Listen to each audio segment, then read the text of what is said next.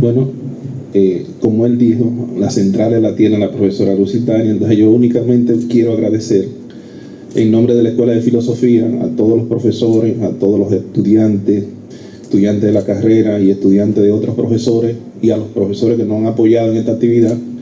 Un llamado que le hicimos a que nos apoyaran, y ahí este resultado nos están apoyando. Y además algunas personas que no invitamos nosotros personalmente, que solamente al leer el nombre de la profesora Lusitania Martínez se han presentado y han venido, lo cual confirma lo que ha dicho William. La profesora Lusitania Martínez es, ustedes no se imaginan lo que es. Cada vez que nosotros la vemos en televisión o en una entrevista que se le hace, o leemos algo que ella ha dicho, o leemos uno de sus libros, nosotros en la Escuela de Filosofía nos sentimos representados. Sentimos que somos grandes porque tenemos personas como ella, aunque ella siempre reivindica que es de la Universidad Autónoma de Santo Domingo y de la Escuela de Filosofía. Entonces yo le decía a la profesora que la Escuela de Filosofía precisamente es grande porque tiene personas como ella, no al contrario de que ella sea grande porque pertenece a la universidad y a la Escuela de Filosofía, sino que nosotros nos hacemos grandes cada vez que tenemos la oportunidad de leer uno de sus libros. El último que leí, profesora, fue sobre filosofía en República Dominicana, pero sobre todo la parte que tiene que ver con filosofía de género, que de hecho, según el enfoque de la profesora, hablar de género es un enfoque filosófico. Entonces, yo creo que no debemos desperdiciar el tiempo en escuchar las palabras mías, que son sinceras, son honestas, sino que vamos a dar la oportunidad para que este evento comience, porque todos vinimos a escuchar a la profesora Lusitania Martínez, y espero que ustedes, sobre todo las personas jóvenes, más jóvenes, saquen el provecho de las ideas que la profesora viene a transmitir, y que tengan también la oportunidad de leer sus ensayos, sus escritos que están publicados y que próximamente vamos a difundir dónde estarán disponibles. Pues muchas gracias. Ay, mi madre, qué bueno es ponerse viejo.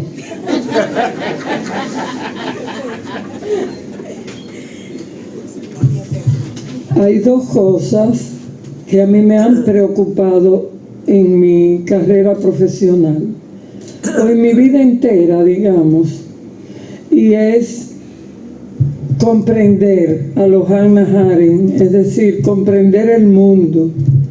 Eso me angustia cuando no comprendo, sobre todo para dar a entender, porque también me angustia cuando no soy clara. A mí me parece que eso es una virtud, la de ser claro, aunque a mí me hace sufrir muchísimo, sobre todo en un público como este, que está compuesto de estudiantes y de intelectuales. Eso me torna esquizofrénica, porque me gusta frente a los estudiantes darme a entender totalmente. Se supone que también frente a los intelectuales debemos darnos a entender, pero cuando tú ves la cara de un Minaya, de un Morlita, de una Ingrid, de Chala y de todos estos profesores, tú lo que quieres es privar. Entonces, sacar lo mejor de ti, digamos, para ser más sincera. De todas maneras, veré cómo me hago entonces en esto, en esta situación esquizofrénica con unos lentes rotos. Yo voy a hablar, a propósito de que han dicho mucho que esto es un conversatorio, no lo pensé así, pero puedo tornarlo haciendo uso de la palabra más breve, y luego entonces confrontar lo que he dicho, a lo mejor no tan largo, sino con ideas directrices, confrontarlas con ustedes para que pregunten, porque realmente de eso se trata, de la discusión, sobre todo filosófica, porque la filosofía es la que explica la raíz de todo y eso no es anecdotario, eso es una verdad. El movimiento que no llegue a la raíz, sea un movimiento económico, sea feminista, sea filosófico mismo, y no pueda llegar a la raíz porque es de un filosofar mediocre, no está en nada, porque la filosofía es la que lo explica todo. Por eso yo no me conformo con las cifras, sino que tengo siempre que estar pensando en categoría. Y justamente el tema que me pusieron, que me encantó, pero no era el que yo iba a dar, lo tuve que preparar a última hora, y es una explicación de una noción nueva, o quiere decir actualizada, quizás no es tan nueva, pero es eficaz y es actualizada, sobre la mujer desde la perspectiva filosófica. Yo venía a hablar del 8 de marzo frente a estudiantes, porque hay mucha gente que piensa, entonces hay que filosofar un poco. Y lo que se me ocurrió fue pensar que la noción sobre la mujer menos nueva, más conservadora, más tradicional, que la debo decir para luego confrontarla con la que yo creo que es una noción de mujer, que bueno que aquí hay muchas mujeres y son estudiantes algunas, que es una noción de mujer más dinámica, más digna, más solidaria, más libre, etc. Entonces, esta pregunta es importante porque es la pregunta central del feminismo. Siempre se ha preguntado qué es ser mujer, qué es la mujer, y yo quiero demostrárselo porque hoy justamente no se está definiendo qué es ser mujer y se está planteando que ser mujer es otra cosa.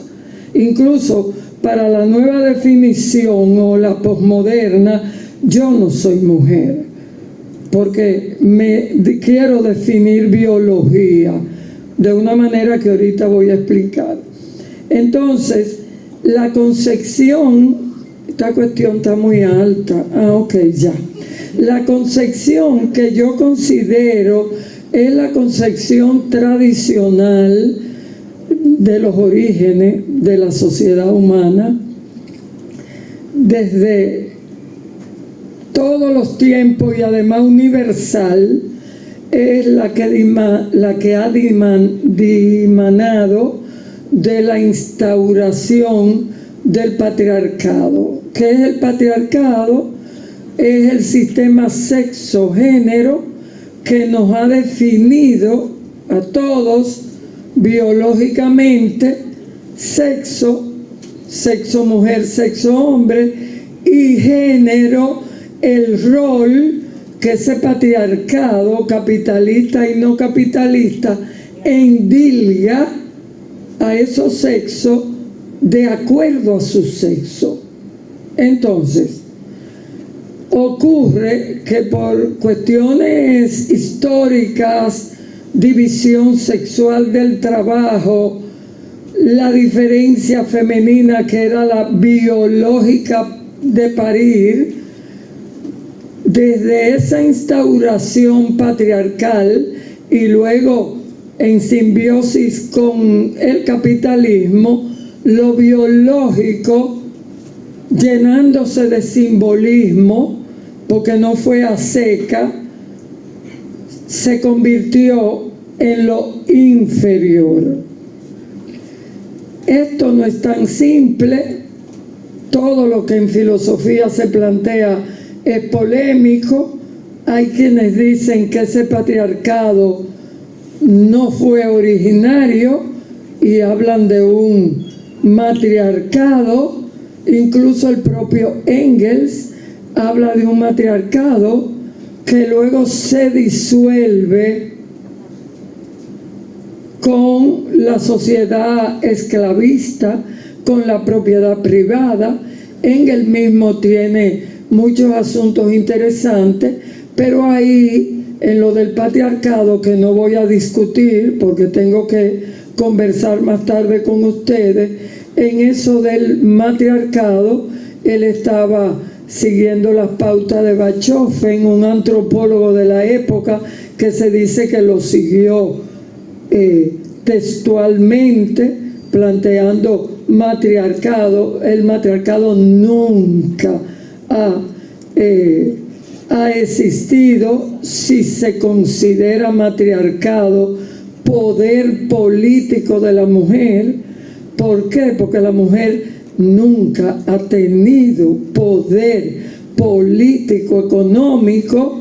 Otra cosa es una sociedad matrilineal, matriarcal, en donde se les respeta, se le venera, se hace un montón de estatuillas, etcétera, pero no tiene poder. Poder nunca la mujer ha tenido. Es bueno que se quede esa idea.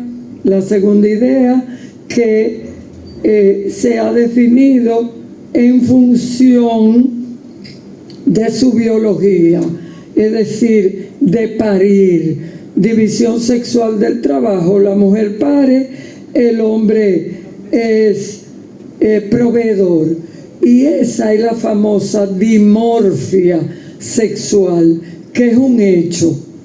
Somos hombres y somos mujeres, y la ciencia lo demuestra. No obstante, las minorías intersexuales o bisexuales, anatómicamente la dimorfia es mayoritaria frente a ese %. Entonces, esa dimorfia tiene una ideología, una normativa, que es el determinismo biológico. La mujer es naturaleza, y eso está mal. Yo no soy solo naturaleza, no soy solo biología. Si me quieren definir así, para que también rija en mí la ley del agrado, porque además tengo que agradar, ser sexo bueno, ser sexo objeto o ser objeto sexual, etcétera. Bueno, entonces quedamos que esto se transmite a la filosofía, y desde antes de la filosofía existe en la mitología. Ojo, acuérdense de Pandora. Y luego, cuando entra la filosofía y luego el cristianismo, acuérdense de Adán y Eva. Todo apoyando el biologicismo, la existencia de la dimorfia, que yo acepto, pero que no cojo de excusa para la explotación ni opresión. De eso se va a hablar un poco más claro más tarde. Entonces, la filosofía se hace portavoz de ese biologicismo, de ese determinismo biológico, con Aristóteles, que muy bien lo ha contado Ingrid Luciano con su tesis, cuando Aristóteles es el primerito que claramente nos habla de que somos recipiente, el hombre es la simiente. Ya empiezan a inferiorizarnos, soy un animal imperfecto, etcétera.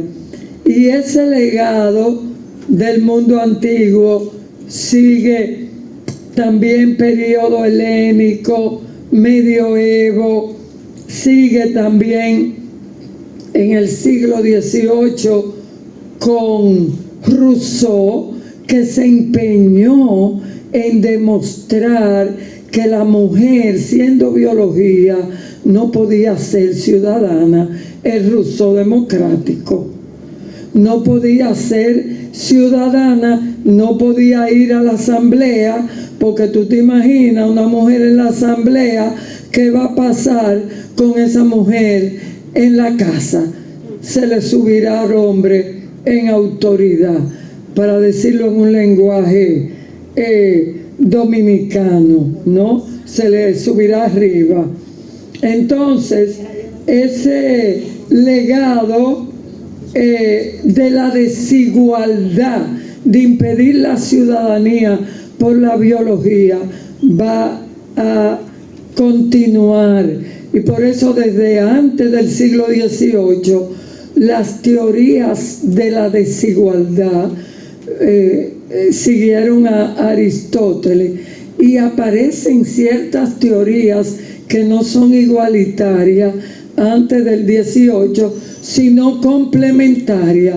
Ahí quieren coquetear con que el hombre es superior, pero la mujer es tan inteligente como el hombre. Eso todavía sigue siendo un poco preservando lo biológico, y no me da tiempo de hablar de esa teoría complementaria. Sigo diciendo que las corrientes filosóficas legan ese biologicismo desde, pensando aquí, liberalismo, el romanticismo, el positivismo. El romanticismo tanto del inicio, porque hay dos tipos de romanticismo, como el romanticismo misógino. Hay un romanticismo patriótico, que es el de Duarte. Todos son naturalistas, incluyendo el marxismo, que hay que rebuscar su naturalismo, decir, su plantear que la mujer es naturaleza, es biología. Por eso el siglo XIX fue tan terrible para las sufragistas, porque el modelo de mujer que se implementó fue un modelo terrible, en donde la mujer que estudiaba era una especie de hombre. Imagínate que en ese siglo está el psicoanálisis freudiano, que empieza a decirnos, por querer saber y por querer investigar, que somos neuróticas. Se va acuñando esa categoría. Son viragos, es un término español que he oído en Amelia Balcácer, pero parece que quiere decir monstruo, porque uno quiere aprender alejándose de lo biológico. Y aquí se dice mucho, son marimachos, y lo decían mucho en los documentos sufragistas del siglo XIX dominicano. Son marimachos. Psicoanálisis freudiano, darwinismo, positivismo, romanticismo, marxismo, todas las filosofías, hasta el existencialismo, cuando habla de la mujer, el sartreano, porque hay un existencialismo depurado que es de Simone de Beauvoir, que ahorita le voy a hablar de él rápidamente. Habla Sartre de la viscosidad, un poco hablando del sexo, como Santo Tomás, cuando dice que somos útero, somos un útero. Y hay feminismos que son tan mujeristas que llegan al biologicismo también, como el feminismo de la diferencia. Y Lucy Irigaray, que también habla de la mujer, siguiendo a Santo Tomás de Aquino, miren qué cosa, habla de la mujer, útero. Y eso hay que criticarlo, esa sobrevaloración de lo biológico, porque somos biología, pero no solo biología.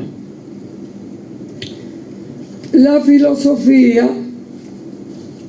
es la fuente central de sexuación, tal y como está, incluso tal y como se enseña y tal y como se muestra, salvo cuando tiene interés en hacer actos como este, para que se puedan criticar estas cosas, el androcentrismo, el sexismo del saber, en donde la mujer aparece como pura naturaleza. Y eso, decir que la mujer es pura naturaleza, métanse en la cabeza, se ha cogido de excusa el patriarcado para inferiorizarnos. Y por eso hay que cuestionarlo permanentemente, porque eso fue lo central de las tres causales para negar la cuestión de esas tres simples ocasiones en que la mujer debe considerarse libre para salir de su pura biología, acercarse a la razón, al logo, a la inteligencia y decidir no parir, porque no va a parir de su papá o de un hombre con el que fracasó o le engañó o porque está en peligro. Eso biológico se ve bastante claro y que se tomó de excusa, porque se toma de excusa en lo patriarcal. Patriarcado es la iglesia, son las instituciones educativas, todas las instituciones que ejercen poder. Entonces, una cosa importante también que voy a decir brevemente: ninguna ola del feminismo, porque yo hice una investigación rápida, breve, ninguna, desde el siglo XVIII, que fue la primera ola, Revolución Francesa, pasando por la sufragista, segunda ola, siglo XIX, tercera ola, Betty Friedman, y luego todos los feminismos que siguieron: feminismo cultural, feminismo radical, feminismo de la diferencia, que pasó de Estados Unidos a Francia. Ninguno, absolutamente ninguno, ha negado que la mujer, por ser biología, ha sido explotada. Tú no encuentras en sus libros otra explicación de que es explotada por ser biología. Claro, esto de ser biología se extiende al seno de la sociedad simbolizado, se llena de significado y toma aspectos distintos que parece que no es por la biología, pero la raíz es el hecho de que somos naturaleza, luego somos inferiores. Y como dije, en el primer feminismo, lo primero que las feministas discutieron, porque hubo dos ilustraciones, una feminista y una misógina. Lo primero que la ilustración misógina, primero con Poulain de la Barre, un hombre feminista del 17, filósofo cartesiano, primer feminista, luego Mary Wollstonecraft, la primera feminista del 18, junto a Olympe Gouges. Lo primero que ellos plantearon fue eso, lo de cuestionaron la noción de naturaleza de Rousseau, porque Mary Wollstonecraft era rousseauiana. Entonces, y cuestionaron eso de que no fueran ciudadanas por ser pura naturaleza. Kant, que es ilustrado, también es biologicista, porque habla hasta de cómo la mujer tiene que ser limpia. O sea, parece que es el único cuerpo que toma malos olores, el de la mujer. Y claro, nos define como sexo bello en uno de sus artículos acerca del juicio. Entonces, quédense con la idea de que no ha habido un feminismo que no plantee lo biológico como la raíz de la opresión. ¿Por qué se tienen que quedar? Porque de ahí se parte una definición distinta de ser mujer, que es opresora y que niega lo biológico. Todas esas feministas, hombres y mujeres, que en las olas diversas cuestionaron el biologicismo en una posición antideterminista, la más radical, pero que aparece luego en el siglo XX, fue Simone de Beauvoir, que con la mujer no nace, se hace. Está expresando: ¿quién le dijo a usted que yo soy femenina porque nazco mujer? No. La feminidad, la que ella cuestiona, es una construcción social. Y esa construcción social tiene que ver con el sexo con el que yo nazco. Y eso está mal. ¿Por qué? Porque si me definen de acuerdo al sexo con el que yo nazco, me van a definir como inferior. Ella se dedicó en el segundo sexo a cuestionar con esa expresión que la mujer no nace, que por el hecho de yo nacer mujer, biología, no tienen que definirme inferior. Eso es lo que quiere decir. Lo digo porque también la nueva definición de mujer, una que le voy a decir ahorita, ha partido de esa confusión de interpretación del segundo sexo de Simone de Beauvoir. Entonces, ¿cuál encuentro yo debe ser la definición de mujer contraria a esa? Yo no soy pura biología, soy biología, pero aparte de ser biología, soy proyecto. Esto le va a oler, a parecer mucho a Simone de Beauvoir, porque así es. Me he leído a Hannah Arendt. De Hannah Arendt se pueden sacar nociones como para definir la mujer activa que participa en la esfera pública y que se distingue por lo que dice, el contenido de lo que dice, no por hablar simplemente. Pero si hay una filosofía completa que defina el ser mujer desde mi punto de vista de una manera realmente libre, pensando en el otro, avanzada, comunista, marxista, porque el existencialismo, aparte de ser un humanismo, es un marxismo. Esa filosofía es la que Simone de Beauvoir aplica, corrigiendo a Sartre, incluso al existencialismo.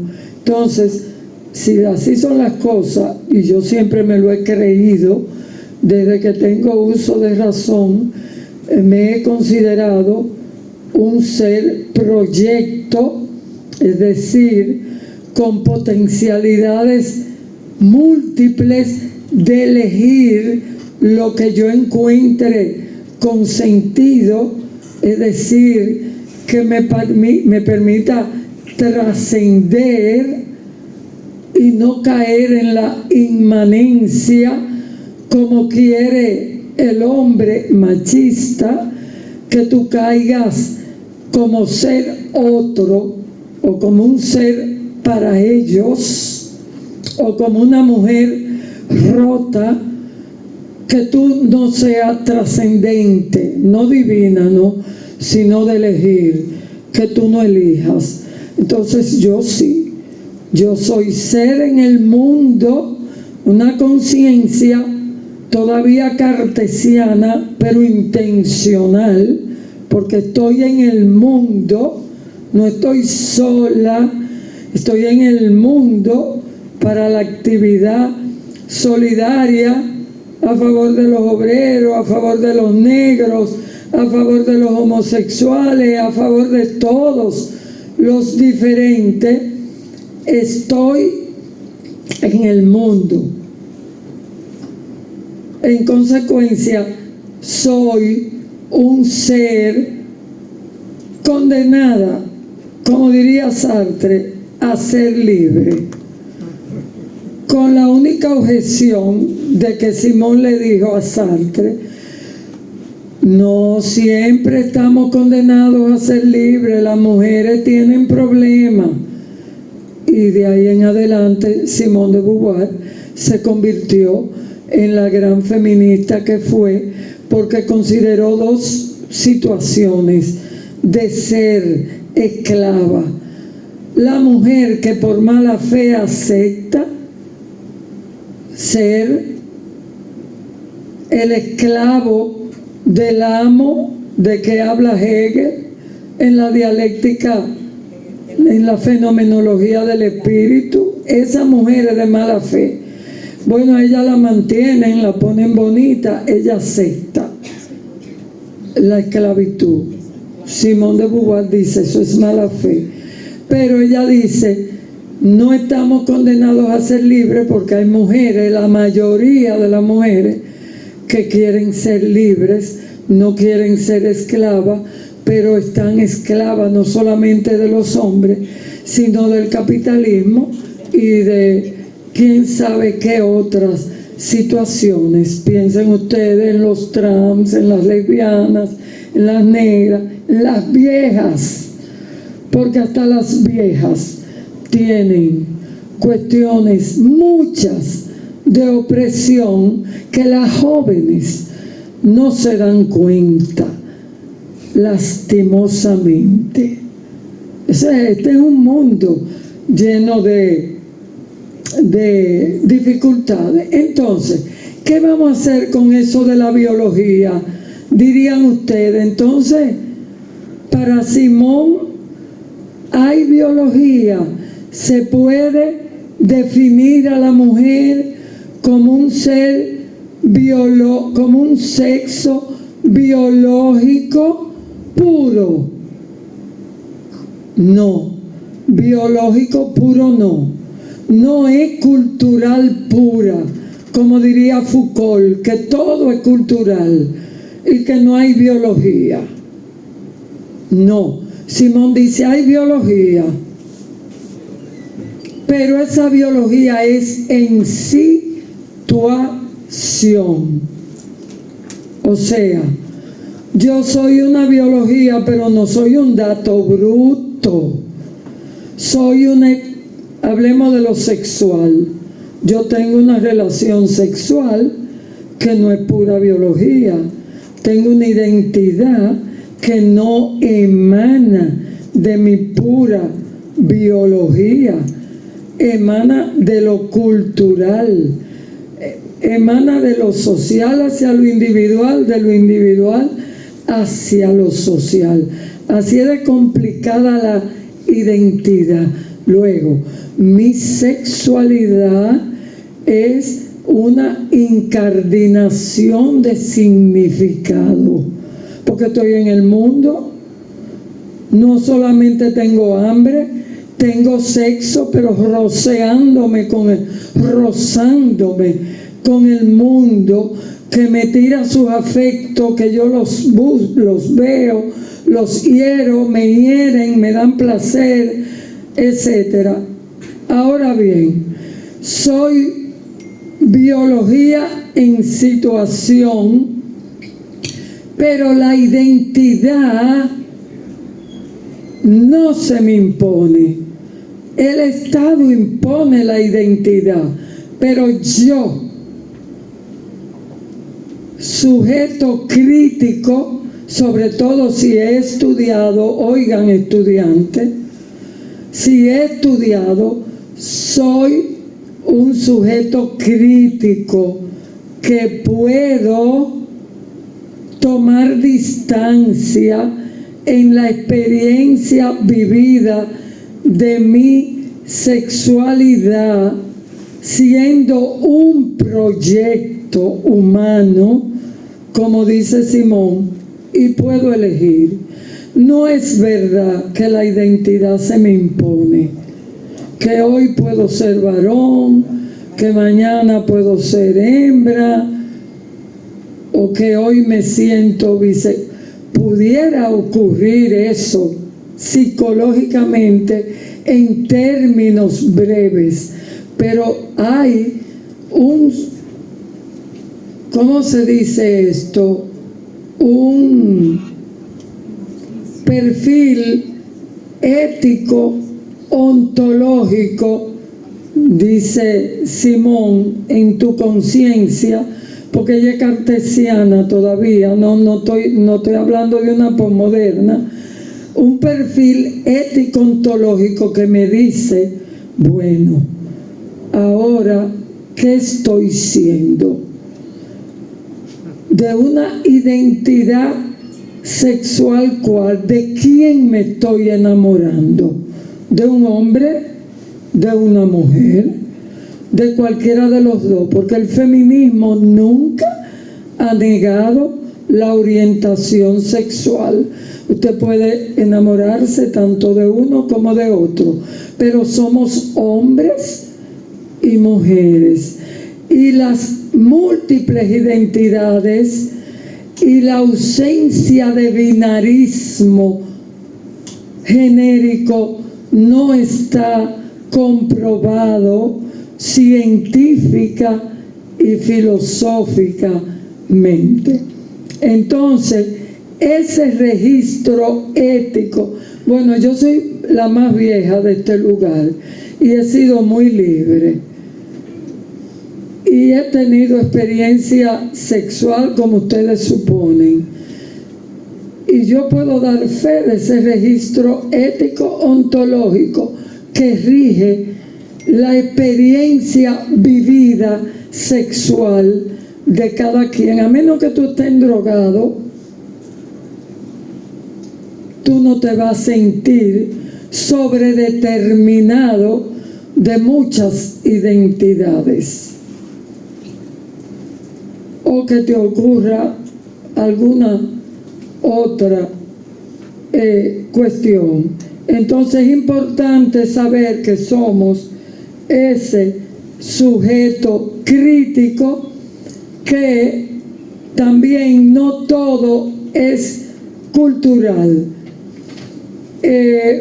Por último, ¿de dónde procede esta actual y posmoderna posición que plantea que la biología no existe y que define a las mujeres como no binarias y a los hombres también? Y yo sería cis o sería TERF. Yo no soy auténtica mujer para esa posición. Esa es una posición, mientras Simone de Beauvoir se planteaba en un paradigma fenomenológico existencial, cartesiano aún, pero con un pie en Heidegger, y qué bueno, porque el cartesianismo puro es un desastre, y eso es otra clase.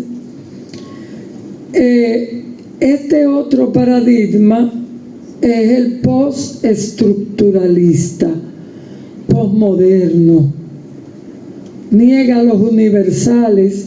Yo como mujer soy universal igual que el hombre, y no un colectivo, como dicen ahora. Yo no soy colectivo, yo soy del universal la mitad. El posmoderno, como no creen los universales, me ha reducido a un colectivo, y eso es un problema, porque entonces hasta la agenda feminista cambia. El postestructuralismo proviene, esta filosofía que da el giro lingüístico, ya entonces el lenguaje es Foucault, el lenguaje tiene un poder central en esta filosofía. El lenguaje sería una estructura cuyo significado, cuyas palabras derivan el significado de otras palabras, pero no tiene conexión con la práctica social. Imagínese usted,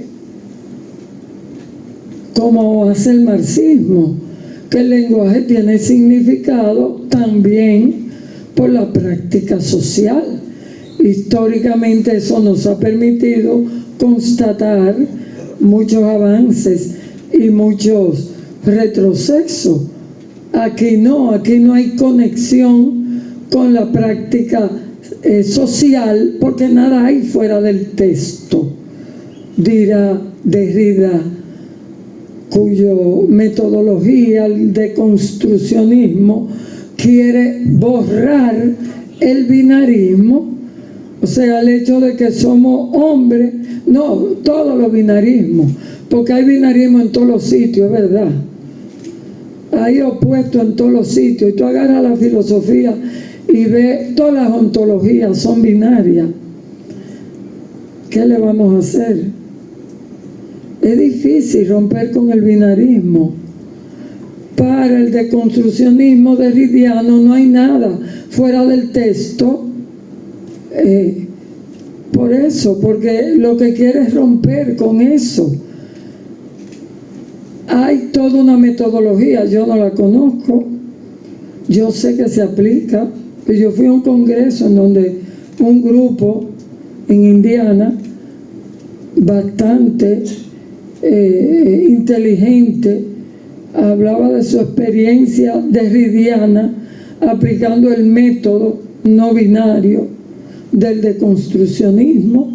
Es bueno que se estudie, pero con decirle que usted estudia cualquier ontología y aparece un yin, un yang, un masculino, un femenino, un hombre, una mujer, todas son binarias. Por algo eso hay que profundizarlo. Entonces, para el postestructuralismo ya la mujer se definiría según el género. El género, oigan bien, es el que va a definir el sexo. Ya género no va a significar el rol que te da el patriarcado y el capitalismo en función de tu biología. Ya no. El género ahora es identidad. Y tú, con tu género, que es un cúmulo de identidades oprimidas, que tiene todo el derecho, dicen, a sacarlas en cualquier momento, de acuerdo a la emoción que sientas. Fíjense bien cómo la subjetividad se erige en una categoría importante. La subjetividad es importante, de ahí tenemos el tema de la vida cotidiana, es verdad, pero no hay que perder de vista la objetividad tampoco. Hay una identidad subjetiva y una también identidad objetiva. Simone de Beauvoir dice que la identidad subjetiva es eso que han hecho de nosotros, el patriarcado, el capitalismo, la iglesia, etcétera, y que la libertad consiste en romper con lo que han hecho de nosotros. Hay que vivir rompiendo con eso. Bueno, Para eso hay que conservar esas dos categorías, lo subjetivo y lo objetivo. Es bueno, pero tú no puedes elevar la subjetividad en la categoría sustantiva y considerar que la cultura lo es todo y que en consecuencia el género lo es todo. ¿Por qué? ¿Qué problema, para terminar, y ustedes hagan preguntas, qué problema trae esto al feminismo? Si la biología pierde importancia, si yo no soy biología, se acabó el feminismo. ¿Por qué lucha el feminismo? Porque el ser biología y en consecuencia el hecho de que el patriarcado me haya considerado inferior es lo central en la teoría explicativa del feminismo para hablar de la opresión y de la explotación, de los bajos salarios, de la no paridad, de los lugares secundarios en la docencia, en la maestría, etcétera. Si los otros son las mujeres, los trans, digamos, que tienen los mismos derechos que nosotros. Los trans no tienen derechos especiales. Tienen el derecho de conseguir trabajo, el derecho de ser libre, el derecho a que no los jodan, el derecho a que no se metan con ellos. Pero no otros, como se quiere plantear, que si tiene derecho, tiene. Ojo, nadie lo niega, pero no son derechos especiales.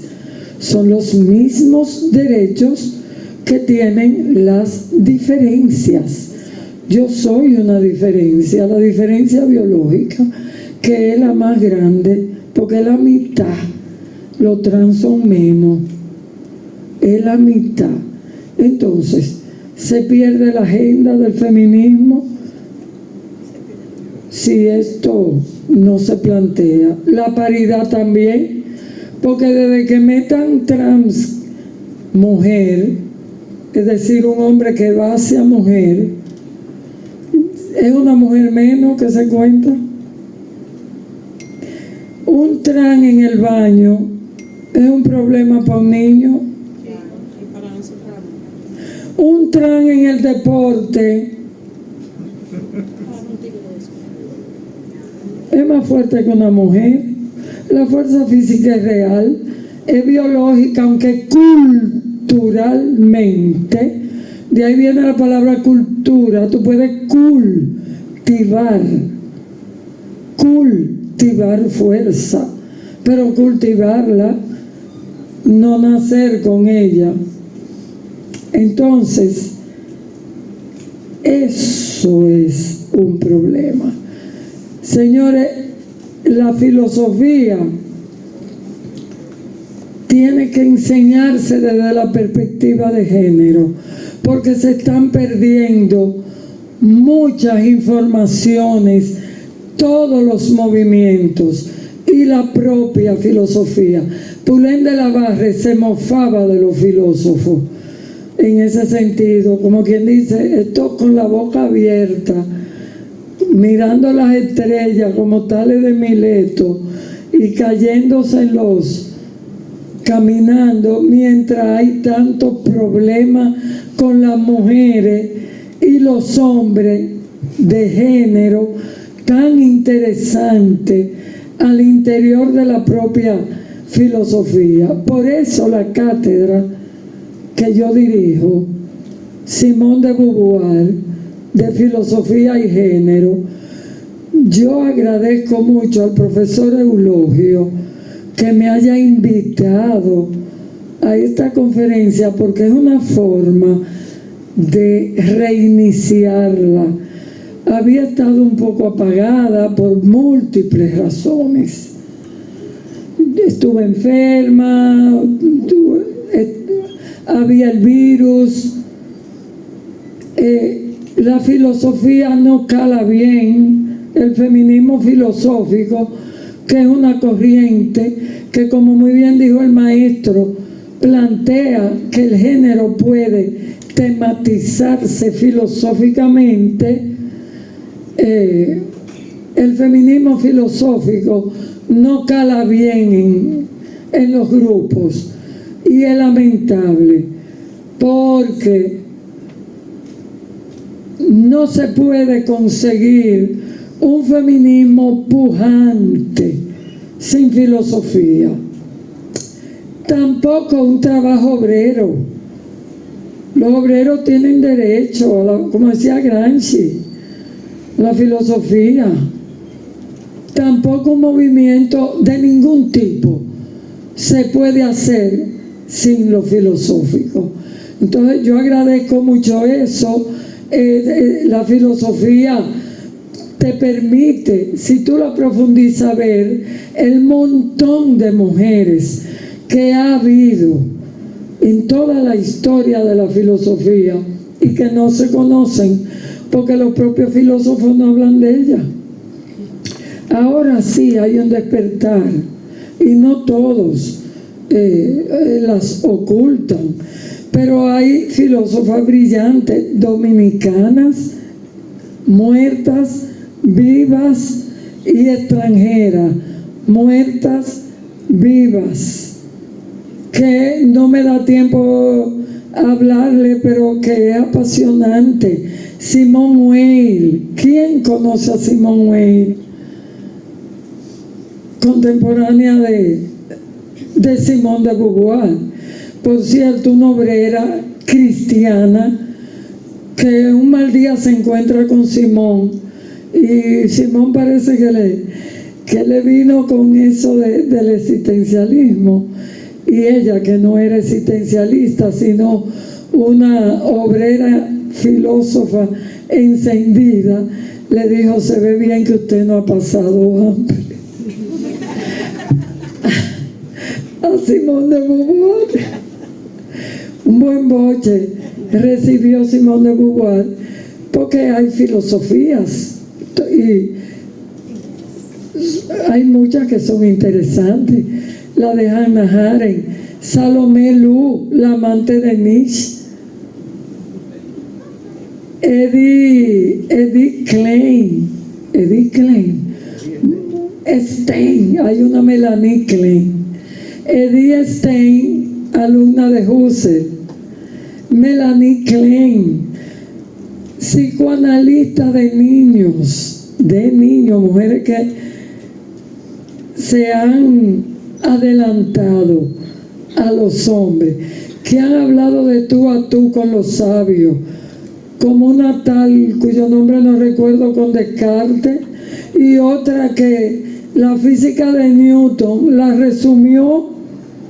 Pero dice Humberto Eco, a ninguna de estas mujeres la mencionan los hombres, y son muchísimas. Humberto hizo el reencuentro. Humberto Eco, el del péndulo, es el de la película famosa, el famoso literato, El nombre de la rosa. No la mencionan porque no les conviene. Sí, porque el ego de los hombres es grande y es muy bueno estar en el poder. Muchas gracias. Vamos a hablar.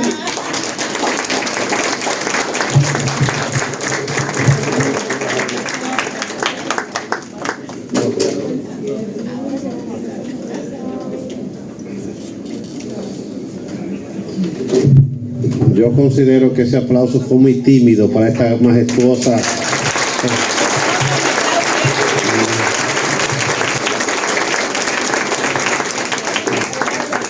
Escuchar a la maestra, doctora, profesora, investigadora, ejemplo, orgullo de nuestra universidad, de nuestra facultad y de nuestro país. Implica lo que decía la Escuela de la Gestalt, en que uno percibe hasta donde está en capacidad para percibir, y realmente podría hacerse un listado bastante amplio de todos los pensamientos filosóficos que resumidamente ha presentado esta tarde y muy enriquecedora la manera tan diáfana.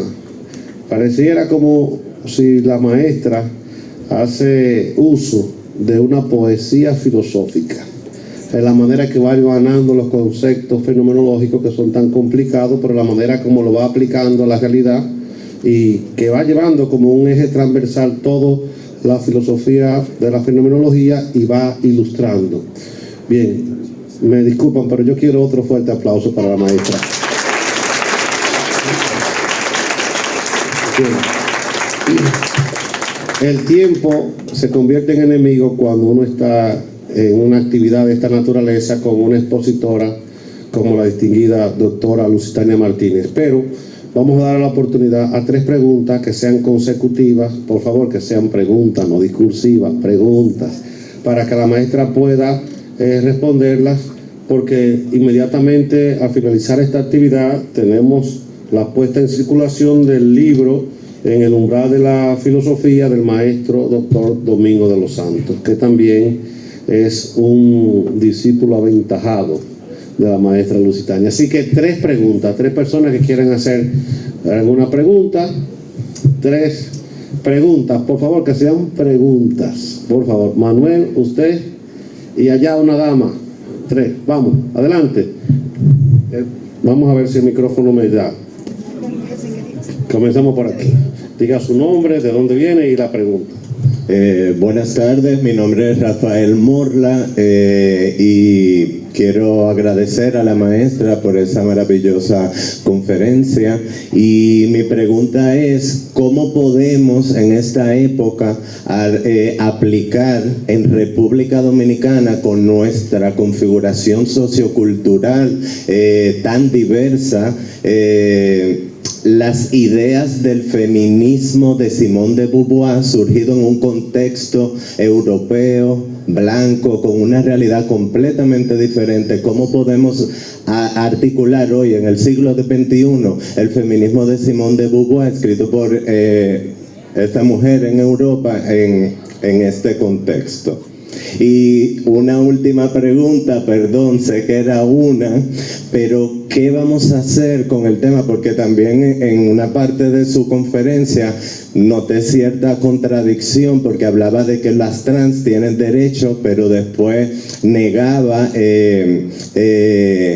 la articulación de las trans dentro de la agenda feminista. Entonces, ¿qué hacemos con las trans que son asesinadas?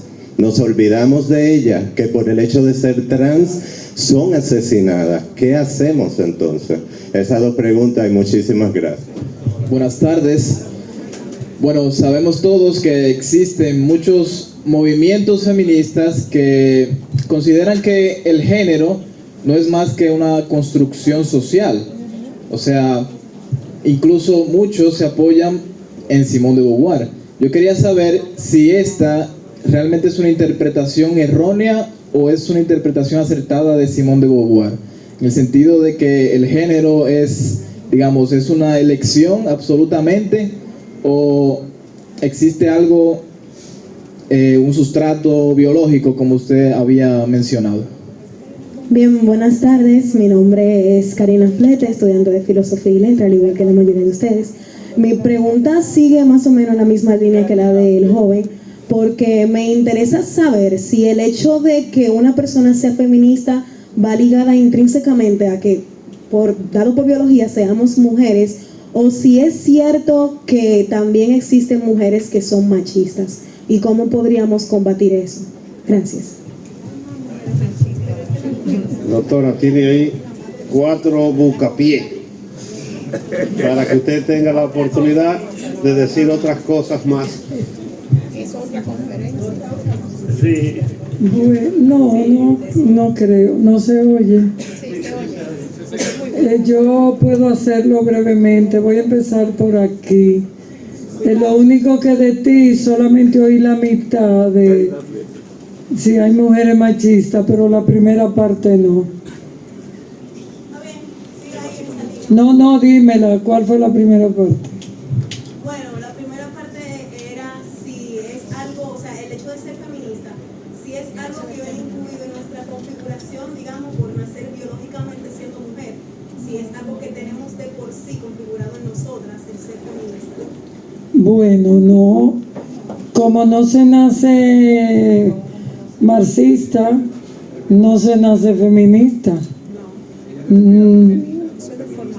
¿Tú te refieres a femenina? No, feminista. Sí, sería como que una contraposición. Entonces, si yo no nazco siendo feminista, ¿nazco siendo machista? O no. Mira, en primer lugar, feminista no se nace. No es innato. Como no es innato ser de lo que sea. Okay. Ahora bien, femenina, a propósito de lo que muy bien dice el profesor Eulogio, las mujeres aprenden a ser femeninas, pero la femineidad es la tradicional, la que el patriarcado te asigna dado tu rol de mujer paridora o de mujer biología. En consecuencia es la feminidad que te va a hacer madre, coqueta, que te tiene que pintar obligado, que tiene que estar agradando. Tú la conoces. ¿Sí? Todo el mundo sabe, creo yo, cuando una mujer es realmente una femenina tradicional, lo considera prioritario, no puede salir sino pintado, considera que está hecha para eso. Lo femenino incluye parir obligado, cuidar a los niños obligado, entregarte al hombre obligado y ser inferior frente a él, etcétera, etcétera. Esa es la feminidad o femineidad tradicional. Es muy largo de elaborar, pero se puede resumir así. El embrismo es el machismo de las mujeres. ¿Ok? Las mujeres son machistas, algunas. Eso es verdad. Yo siempre lo he creído y lo he dicho. Y es lamentable, pero Simone de Beauvoir les expliqué que habla de las mujeres que asumen de mala fe que el hombre debe mantenerlas y ser superior en función de eso, de que le va a dar dinero, las va a mantener, va a ser el proveedor. Eso se llama la mala fe, que es una categoría que en Sartre significa privación de la libertad. Cuando tú decides privarte de la libertad y actuar hipócritamente. Morla, quiero dejar a Morla de último. ¿Quién fue el segundo? Manuel. Sí, yo le preguntaba. Yo sé que si el género en la definición feminista de más de 300 años, desde la Ilustración hasta hoy, pero especialmente en los años 70, surge como una categoría analítica que permite ver la relación de poder entre hombres y mujeres.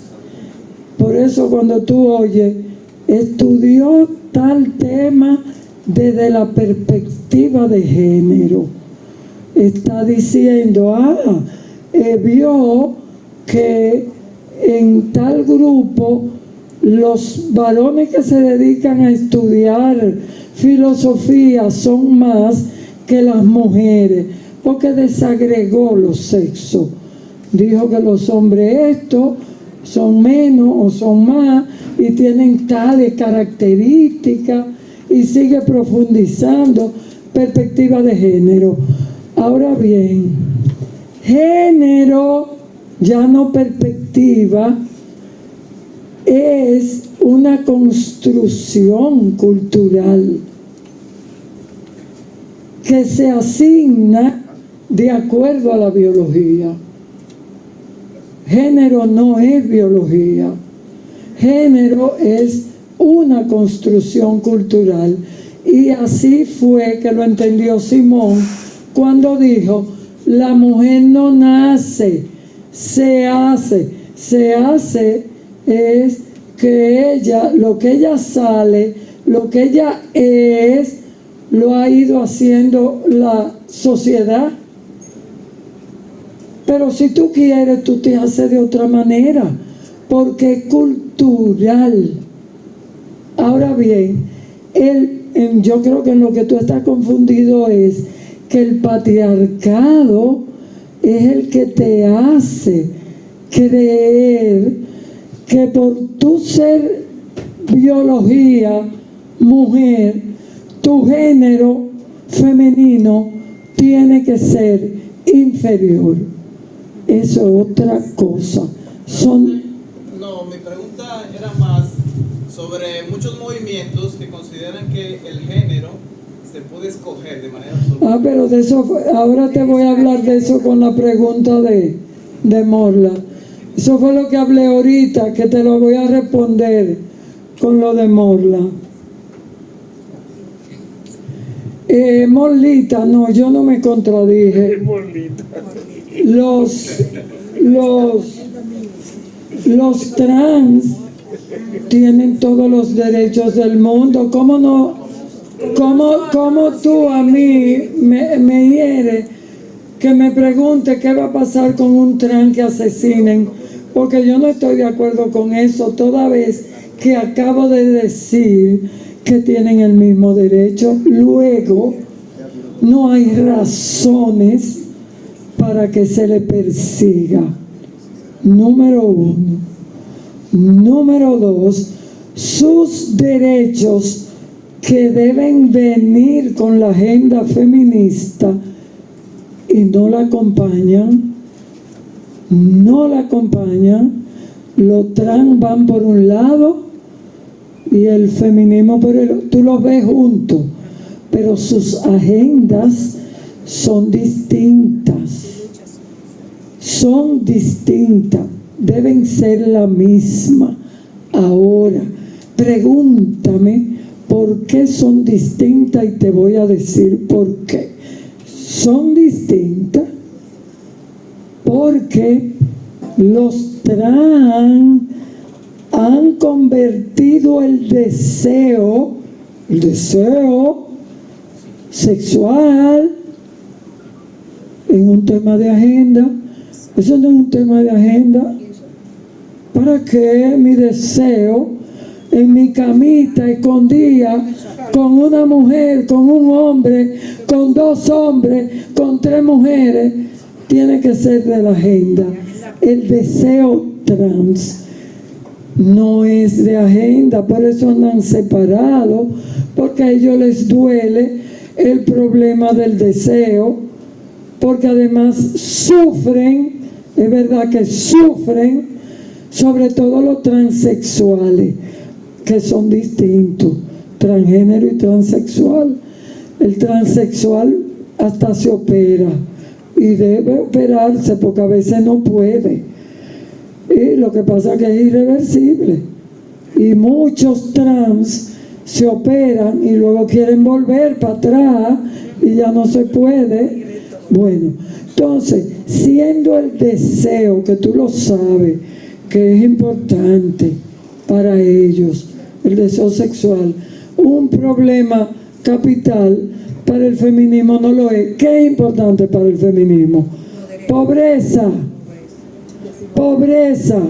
educación, paridad, derechos reproductivos, aborto, reconocimiento de los derechos universales y civiles. Libertad ciudadana. Eso es. Entonces, eso es todo. Y ahí tú nunca. Es más, el día que el feminismo convierta el deseo sexual en agenda, yo dejo de ser feminista. Simón de Beauvoir, eso es pura filosofía. ¿Cómo que qué tiene que ver con la agenda de los negros, de Sudamérica, de América Central, pero es la única filosofía, la única que aplica para hablar de la diversidad. No hay otra. Si se conoce bien el existencialismo del segundo sexo, su noción de libertad, de la diversidad, la crítica que Simón le hizo a Sartre, se sabe. Sartre y Simón fueron adalides, anticolonialistas, pro negro, pro homosexuales, defendieron al cubano homosexual, Guillén, no sé, defendían todos los negros. Sartre una vez fue a la cárcel defendiendo un yunero, un hombre que vendía yun en Francia porque le cayeron en una manifestación atrás. Esa es la única filosofía de la libertad y de la diversidad. No hay otra. Te lo digo yo. Bien, fuerte el aplauso para la profesora, la doctora Lusitania Martín. Le agradecemos a todos por estar presentes y les invitamos a la siguiente actividad, que es el libro, la puesta en circulación del libro del doctor Domingo de los Santos, En el umbral de la filosofía. En unos momenticos iniciamos con esa siguiente actividad.